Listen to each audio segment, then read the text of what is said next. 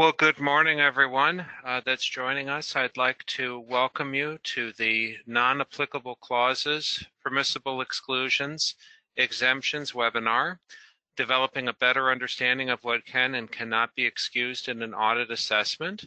My name is Joseph Krolikowski, and I am the QMS Program Manager for Perry Johnson Registrars.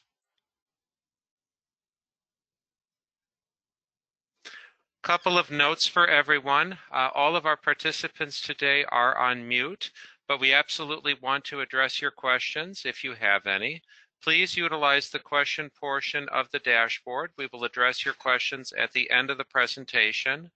One of the more common questions that we get is whether or not the slides will be made available after we're finished. The answer to that is yes.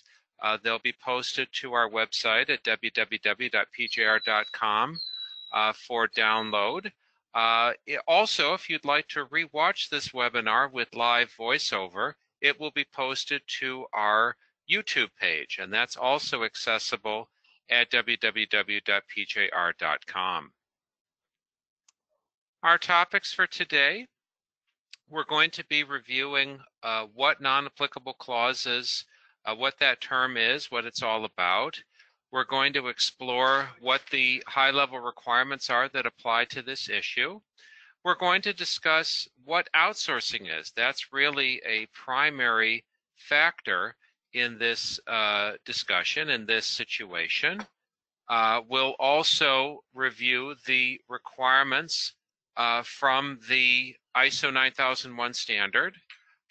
We're going to discuss the impact of a limited scope and what impact that has on this particular requirement. We'll have a few concluding remarks and then your questions. Now, a special note for purposes of our presentation, these concepts are going to be explored as they appear in ISO 9001-2015. Now, these same concepts, these ideas of non-applicable clauses and outsourcing and so forth, these are concepts that also appear in AS 9100, IATF 16949, ISO 13485, and so forth. But in those cases, there are applicable sector-specific requirements. Now, we do have special webinars for all three of those standards and a lot of other topics. I definitely encourage you to visit our website and take a look if you're seeking information on a standard other than ISO 9001-2015. So let's begin with what are non-applicable clauses. What is this terminology? It's primarily rooted in clause 4.3 from ISO 9001-2015, where it reads as follows. The organization's scope shall state the types of products and services that are covered and shall provide justification for any requirements of this international standard that the organization determines is not applicable to the scope of its quality management system. So that's where the phrase comes from, this business of not applicable. Now, clause 4.3 also requires that the scope, including details and justification for any non-applicable clauses, be maintained as documented information. Now, to reach back to ISO 9001-2008, in that standard, this requirement was called permissible exclusions. And permissible exclusions appeared in section 1.2 of ISO 9001-2008. And it stated therein that where any requirement of this international standard cannot be applied due to the nature of the organization and its product, it can be considered for exclusion.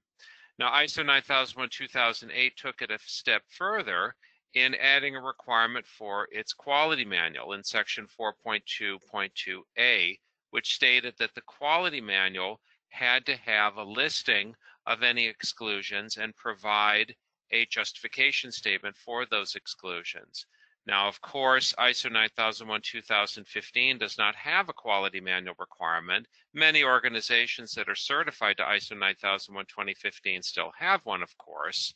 But as we explored in the prior slide, it does still state that the non-applicable clauses need to be maintained as documented information. That is to say that you have to have it established in some way, shape, or form what they are.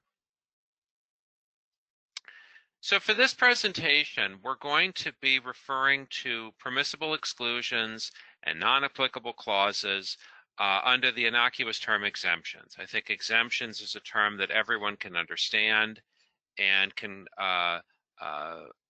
you kind of get the point of what we're going for with that. So if you look at ISO 9001-2008 and ISO 9001-2015, they both essentially say the same thing when it comes to exemptions. That is that if an exemption is going to truly be justified, it must be something that is not part of the organization's quality management system as defined by the scope. So let's dig a little deeper and get a better sense of understanding that requirement. So you may be surprised to learn that there's actually a lot of high-level requirements that apply here. I've got 4 of the primary pieces highlighted on this slide here. To begin with, there's guidance that's been published by the TC 176 committee. This is the technical committee from ISO that wrote both ISO 9001-2008 and ISO 9001-2015. There's also the ISO 9001 Auditing Practices Group. This group represents both the ISO and the IAF. We've got some guidance from them. Obviously, within ISO 9001-2015 itself, there is content, both auditable content and guidance content. And lastly, we have the technical specification 9002-2016, Quality Management Systems, Guidelines for the Application of ISO 9001-2015, the guidance document. I've got a couple of call-outs to that in our presentation today as well. So let's begin with the TC 176 committee position papers. Now at this point, this is more a historic document than anything else, but it does kind of give some clarity to decisions that were made later. Going back to October 2008, shortly after the ISO 9001-2008 standard was published, TC 176 issued a couple of officially binding guidance documents. These were entitled Document 524R6, which was called Guidance on ISO 9001-2008, Subclause 1.2, and then Guidance Document 630R3, Outsourced Processes, Guidance on Outsourced Processes. Now, between those 2 position papers, a requirement was made clear, and it was a requirement that at the time, many organizations, auditors, and certification bodies found this requirement to be rather controversial. So the 2 guidance documents, what they did, these were documents that were intended to help people understand what at the time was called permissible exclusions. Now, most of the permutations of what was explored in those documents were fairly well understood. But there was one item that stood out as controversial. So we'll begin with 524R6, where it stated, examples of situations where conformity to ISO 9001-2008 should not be claimed include where an organization excludes a requirement on the basis that the activity has been outsourced. And then further, in 630R3, it stated that the intent of Clause 4.1 of ISO 9001-2008 is to emphasize that when an organization chooses to outsource, whether permanently or temporarily, a process that affects product conformity with requirements, it cannot simply ignore this process, and it cannot exclude it from the quality management system.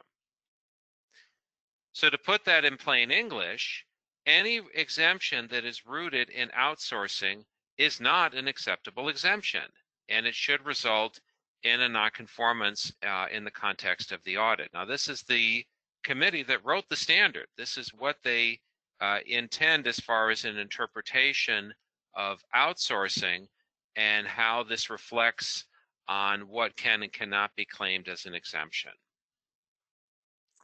So obviously, the elephant in the room here is design. For many years, we had clients that claimed an exemption of design on the basis that design was provided by a parent company or a sister company. Now, those exemptions are potentially not appropriate, and they should not have been automatically accepted. We'll be giving some clarification on that in a couple of slides. In terms of exempting design and development, you need to understand that there are two basic justifications. Number one, either the organization is receiving a complete product design from their customers, and please note that I said complete, or the organization simply does not manufacture products based on a product design. If you're a warehouse, a distributorship, service company, and so forth, there is a third option that we'll be exploring later that's also a satisfactory justification. So how can PGR audit something that you don't do? When we started cramping down on this at the time, this was a refrain that we got from clients and from auditors when they would say, well, look, this organization doesn't do design. How can I audit it? The intent here is that we're not going to be auditing the actual activity. We're rather going to be auditing the outsourcing controls.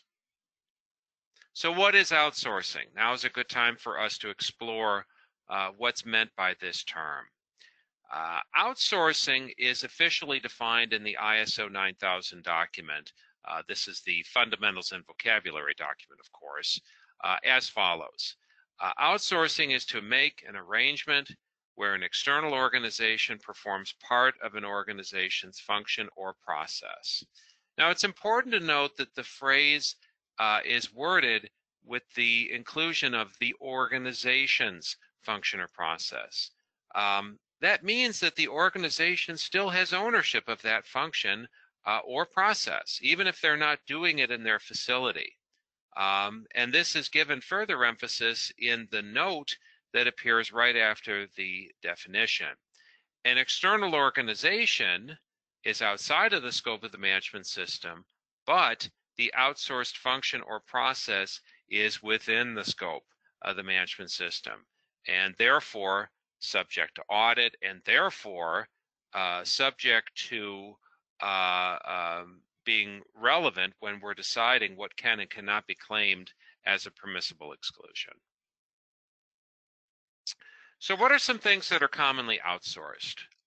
We have seen all of the items listed here in various companies. A lot of companies will choose to outsource their calibration activity, either in whole or in part. Many companies will use outside providers for training if there are special training activities that need to be completed. Some companies have customer service or order entry provided by a parent company or a sister company. Design is obviously very common. Purchasing can be very common. Manufacturing even. Some companies have outsourcing partners that provide all of their manufacturing, and then the organization, the certified organization, acts as a point of perhaps inspection or distribution. Laboratory testing can be very common, and non-conforming product disposal as well. So where was outsourcing discussed in the ISO 9001-2008 standard? Well, for that we would look at section 4.1, and it stated that where the organization chooses to outsource any process that affects conformity to requirements, the organization shall ensure the control over such processes. And that's very similar to how this idea is approached in ISO 9001-2015. Outsourcing is discussed within the auditable content in section 8.4, and it states the organization shall ensure that externally provided processes, products, and services conform to requirements. That's taken from section 8.4.1. All forms of externally provided processes, products, and services are addressed in 8.4, whether through an arrangement with an associate company or outsourcing processes to an external provider. And that bit is taken from the annex that appears in ISO 9001:2015, and in this case specifically Annex A8. And the intent here again is to tie in that if it's outsourced to a supplier or a partner company or a sister company, all of these still are outsourcing and therefore subject to the requirements of outsourcing that we looked at in the prior slide. Now, outsourcing gets some discussion in a couple of other relevant publications. I mentioned the technical specification 9002 earlier. Here's what it has to say about outsourcing. It says that external providers could include the organization's corporate headquarters, could include associate companies or suppliers, or someone to whom the organization has outsourced a process. The Auditing Practices Group has weighed in on this issue in their document Scope of ISO 9001. This document states that outsourcing is to be considered an input for the development of an organization's scope. Now remember, when we audit an outsourced activity, we're not auditing the actual activity itself. If you're outsourcing calibration, for example, we're not going to jump in the car and go up the street to the calibration lab and start asking the technicians all kinds of questions. They're not our auditee. What we are going to do is look into what you've put in place to control that outsourcing activity. So what do we mean by control? What are we talking about when we say control of an outsourced activity? Well, there's a lot of ways that you can control an outsourced activity, but here's some of the more common ones. You might have a contract established between yourself and the external provider. You might issue them a purchase order. You might detail your instructions in the form of an email. You might have some standard terms and conditions written onto a portion of your website. You might even consider this activity important enough that you're going to do an external provider audit. You might mandate that that external provider be ISO 9001 certified. You might even take the time to write work instructions for them.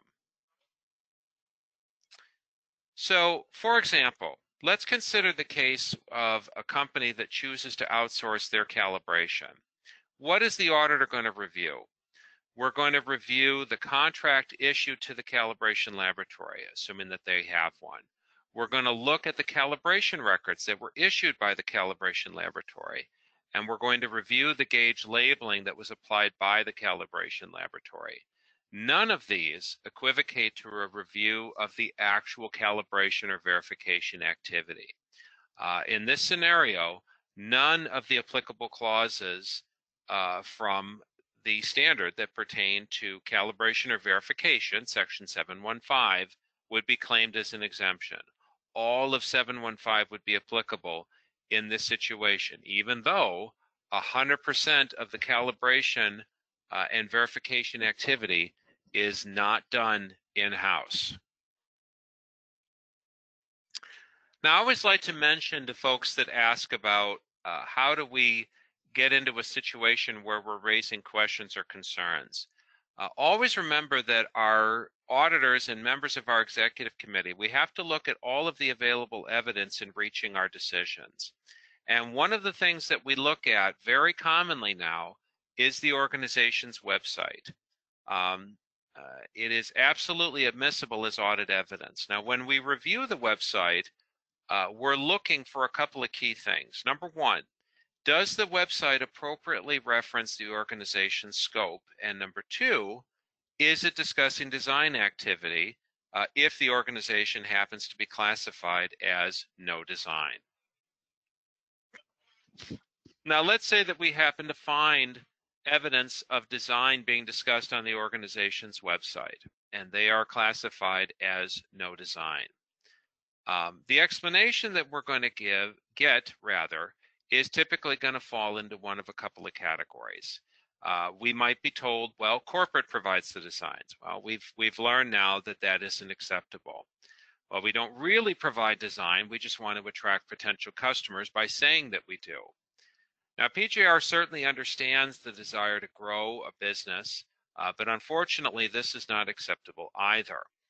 The website and design classification have to be aligned with each other. We did design our products, but our products were designed 30 to 40 years ago. Believe it or not, this has actually come up a couple of times in my personal history of auditing.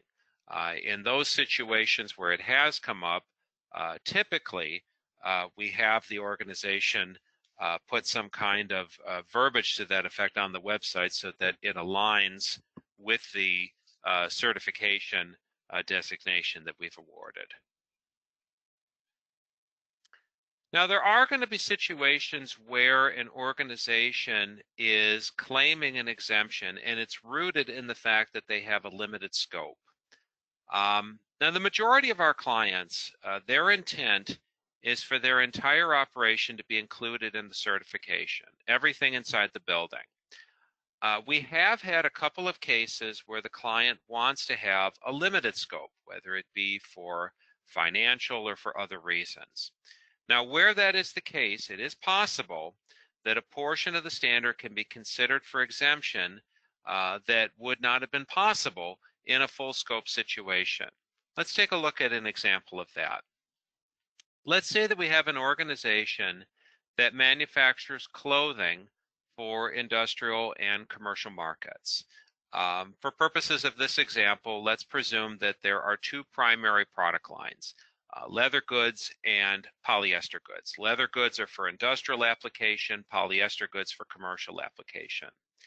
Now, you may recall that ISO 9001:2015 has warranty provisions in section 8.5.5. So let's assume that this organization offers warranty returns on their commercial goods, but not on their industrial goods.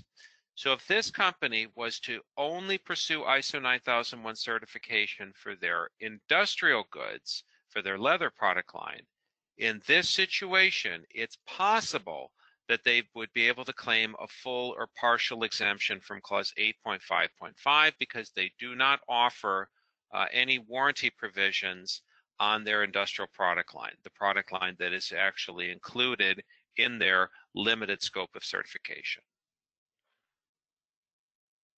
So what happens if an inappropriate item is claimed as an exemption? Well, the most appropriate result is going to be a nonconformance. Now, we already looked at the probable clause numbers a little earlier in the presentation. Now, if you are faced with a nonconformance for an inappropriate exemption and you feel that the auditor has reached the wrong decision on this, remember that you do have the right to issue a dispute or an appeal of the auditor's decision. Now, that process is discussed in PJR Procedure Pro 10. Now, that procedure, Pro 10, is available anytime on our website at www.pjr.com.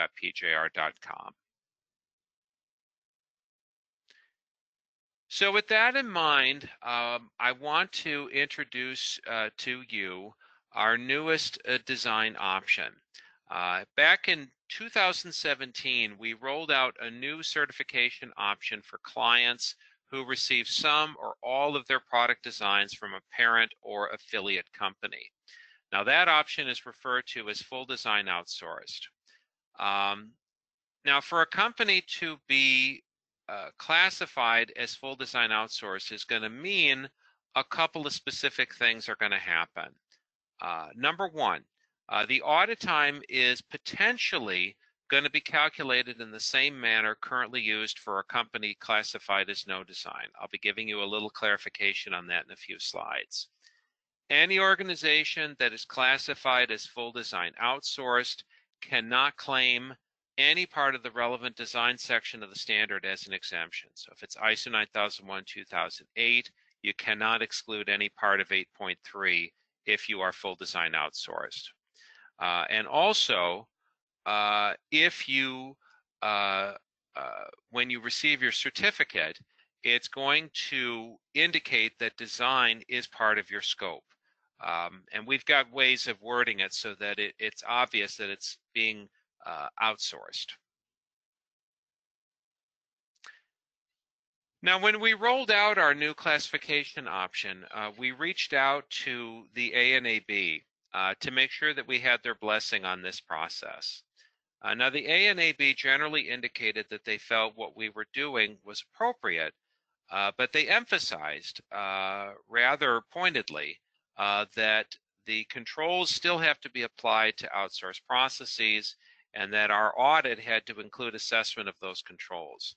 So I'm quoting the ANAB representative directly here, where he states the complexity, activities, and risks that are present due to an outsourced provider of processes, products, or services needs to be controlled and confirmed as discussed in ISO 9001:2015, Section 8.4. Furthermore, Section 8.4 of ISO 9001:2015 has many requirements that apply to the organization and must be confirmed or evaluated by the certification body when certifying an organization that has outsourced processes, products, processes, or services. Excuse me. ANAB also indicated that they strongly object to any automatic time reductions regarding design status. Again, quoting ANAB directly.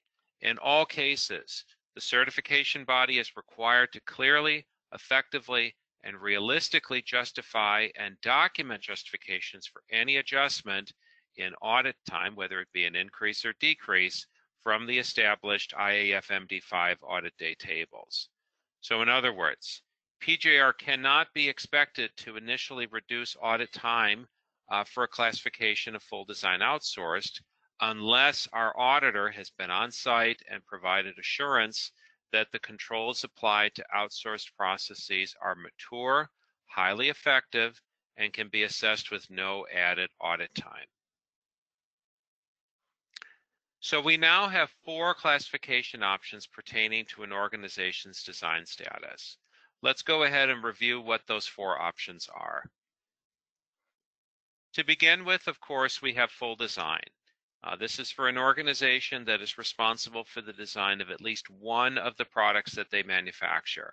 Obviously, in this situation, all sections of Clause 8.3 are applicable for a company classified in this manner. No design is reserved for any organization that receives all designs from their customers or otherwise does not interact with product designs, warehouses, staffing companies, and so forth. A no design company is expected that all sections of Clause 8.3 will be claimed as not applicable. Now, a special note here.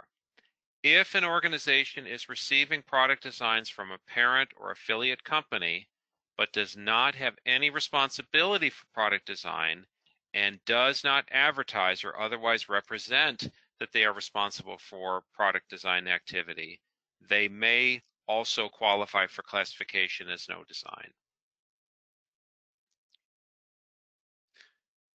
We have a third option entitled partial design. This is an option that's reserved for organizations that provide technical input, review, verification, or other design services to their clients, but they do not typically have responsibility for final design approval. We have very few clients that are classified in this manner at this time. A partial design company is allowed to exclude all, portions, but not all, of Clause 8.3. So in other words, the idea is that you are partially design responsible, therefore a portion of Section 8.3 is applicable to you.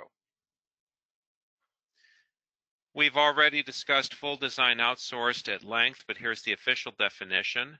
An organization that receives all or some of its product designs from parent or affiliate companies or subcontractors and advertises or otherwise represents that they are responsible for product design activity. All sections of Clause 8.3 are applicable for a company classified in this manner. In conclusion, we want to ensure that our audit process is value added for our clients and address all applicable requirements. Ensuring that all exemptions are justified is an important part of this process. I'd like to invite you to tune into one of our other webinars. We have a webinar entitled ISO 9001 2015, an introduction to the world's most popular standard. This note is a bit dated. It should say that it has premiered. It is available. We'll be showing it again in the near future. We have a special webinar on statutory and regulatory requirements. We have a special webinar that will be premiering tomorrow on virtual auditing. And we have webinars on a wide variety of other topics: process mapping, Stage 1 audits, AS9100, and so forth.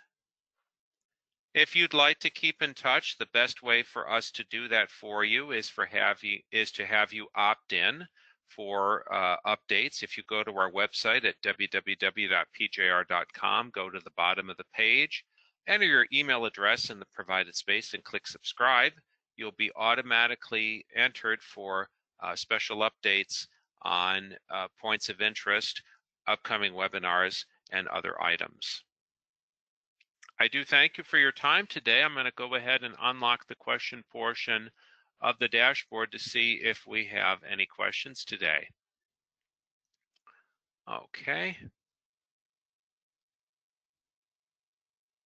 Okay, we have a question from Brianna Murphy. When we do get calibration, we get a report at the end of all of the instrumentation. We don't have a formal contract with our providers. Do we need one? The answer to that is no. It is not mandatory that you have a contract.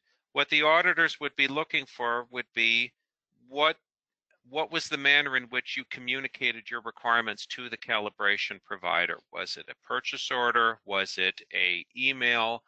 How was this requirement made clear to them? So presumably that's what our auditor would be looking at. Mark Maupin says outsourced calibration service typically follows NIST standards. Is that still the predominant source to follow, or are there other accepted standards used by calibration facilities? Mark, most calibrations indeed are still done to NIST, at least here in the United States. We do see some situations where a device is sufficiently unique that it does not have an NIST traceable method, in which case it's very often calibrated by the original equipment manufacturer. But yes, the short version is NIST is still very much prevalent. Okay. Reneros Sureste, I'm going to assume that's a company name, asks, a transport company that has a website, does the criteria of section 8.3 of ISO 9001 still apply? The circumstances there, interesting question. If it's a transport company, I suppose it's possible that there could be an element of design in that type of company. I'd say it's not terribly likely, but possible. But like any other company, we would explore the situation specifically and take a look and see what's going on. Diana Garcia asks, can you speak to outsourced IT services such as programming? Great question. We get this sometimes where companies are claiming that there is no element of design because all they're doing is programming or software development and so forth. These are forms of design activity as well. And if it's relevant to the manufacture or servicing of the product, potentially that would fall under section 8.3, depending on what the programming is being done for. Okay. Bear with me just a minute here.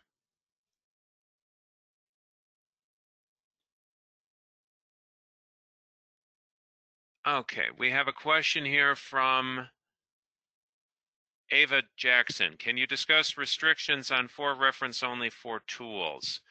Okay, it's a little off topic, but essentially, in a situation where an organization has a measurement device that it is considered not for measurement of product, for reference only, as it were, is it possible for it to be classified in that way and therefore exempt from the requirements?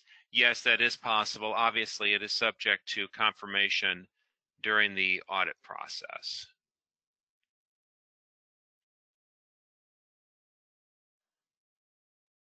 Okay. Gil Lucas says, all design provided by the parent company, and we have some interaction with customer until final approval. What sections can I exclude? If you're talking about section 8.3, Gil, none. In that circumstance, none of section 8.3 would be an appropriate exemption.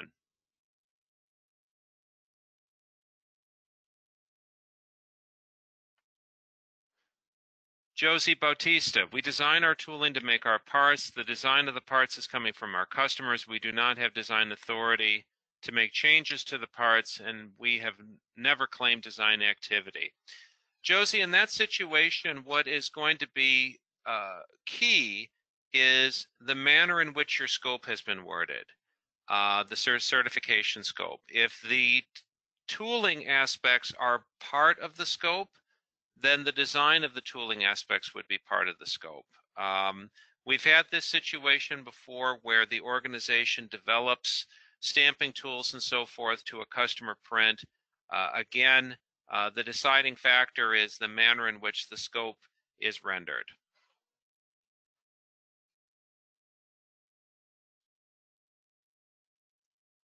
Okay. Peter Stamps asks, what about process design? A specific example is a heat treatment company that claims exclusion from design and development because they don't have a product and they follow prescribed codes and standards, such as ASME codes. Are these valid reasons for exclusion?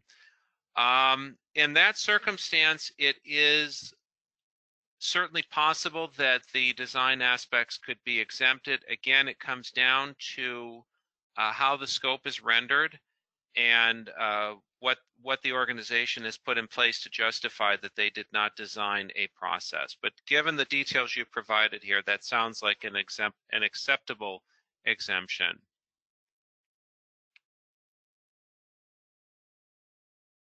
Okay.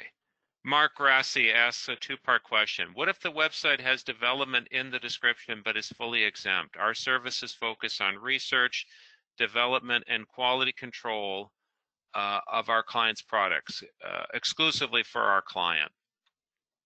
Mark, that's a very detailed line of questioning.